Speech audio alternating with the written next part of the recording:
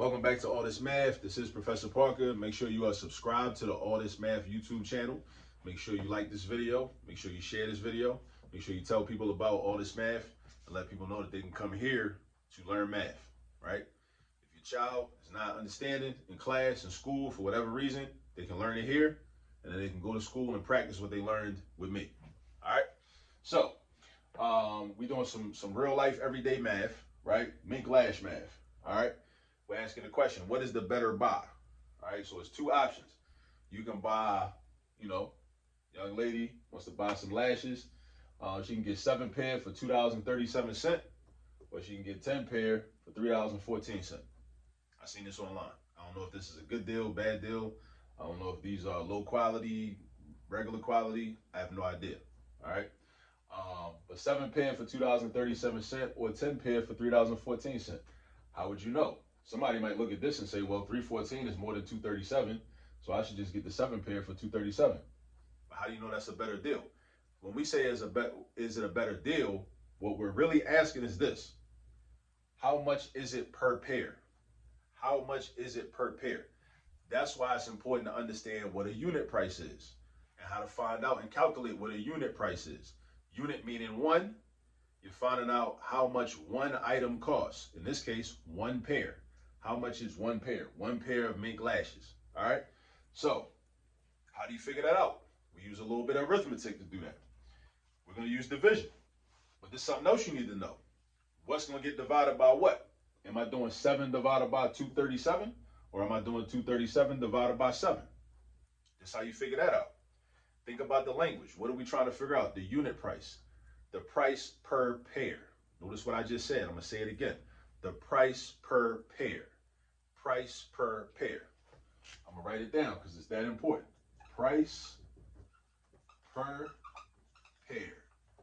Notice how I go left to right. The math formulas, right, they follow the English language, right? The way we write it and say it in the English language and the way we write it in the English language. Price per pair. Left to right. So that's money. What does the word per mean? Divided by.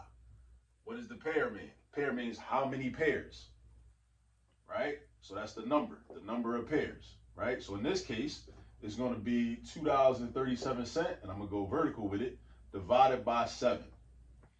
So that's how you find the unit price. You take the money divided by the total number of units. The money divided by the total number of units. You should write that down and memorize that, because that's how you find unit price for anything, right? You take the money divided by the total number of units.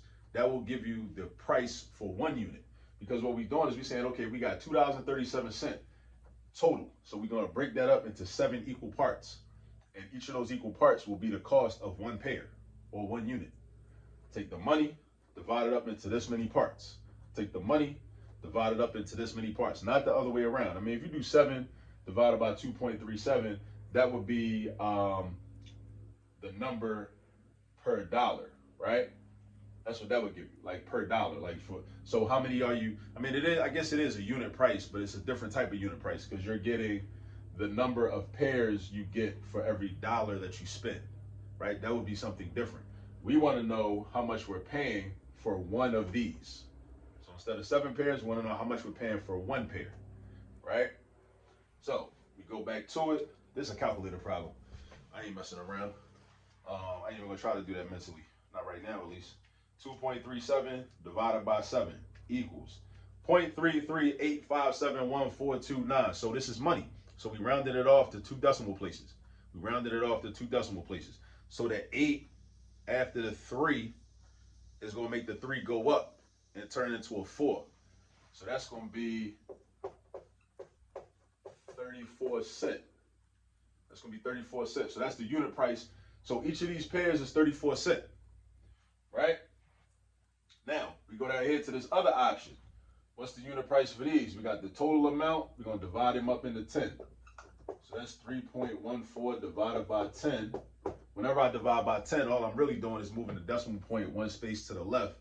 So that's going to become 0.314. 0.314, this 4 means this 1 stays the same. So it's going to be 31 cents. So these are 31 cents per pair. These are 34 cents per pair. So which one is more expensive? actually, these are more expensive. These are more expensive. So this is why, like I'm saying, like understanding unit price is important, because somebody might say, well, if you don't understand unit price, you might have been out here like, well, I'm gonna just buy these because these are cheap. Well, overall they're cheaper, but you're not getting as much for your money, because for these you pay 34 cents per pair, right? You pay 34 cents per pair for these. For these you pay 31 cents per pair. Now, maybe these are higher quality. If these are higher quality, then it makes sense. Maybe it's worth paying an extra 3 cents. And then somebody might look at this and say, well, there's only 3 cents, it don't matter.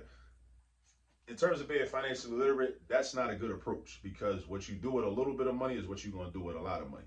So if you don't see the value in saving 3 cents, you might not see the value in saving $3. If you don't see the value in saving $3, you might not see the value in saving $30. If you don't see the value in saving $30, you might not see the value in saving $300 or $3,000 one day, right? So it's about habits and financial principles that need to be applied, right?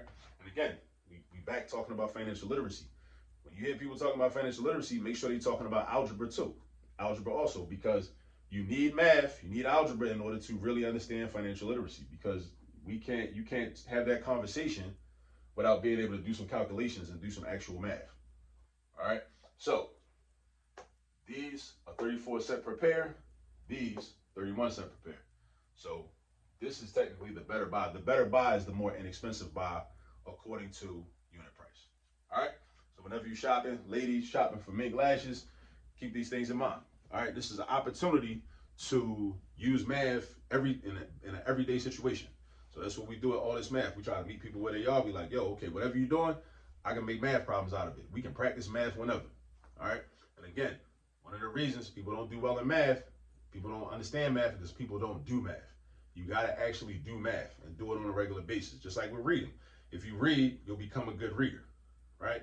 You'll become a strong reader. If you do math, you'll become good at math. You have to actually do math, and you got to find opportunities to do math, and then do this with your children, so your children can also excel in math, and then they can also become problem solvers, because math teaches us how to solve problems. Then also they can become critical thinkers, because math teaches us how to think critically, and also they can become analytical reasoners. They can use analysis and reason and figure things out and not fall for the okie doke like a whole bunch of people be doing out here. We see it all the time. All right, so anyway, remember, everyday life is the math curriculum. I'll see y'all in the next video.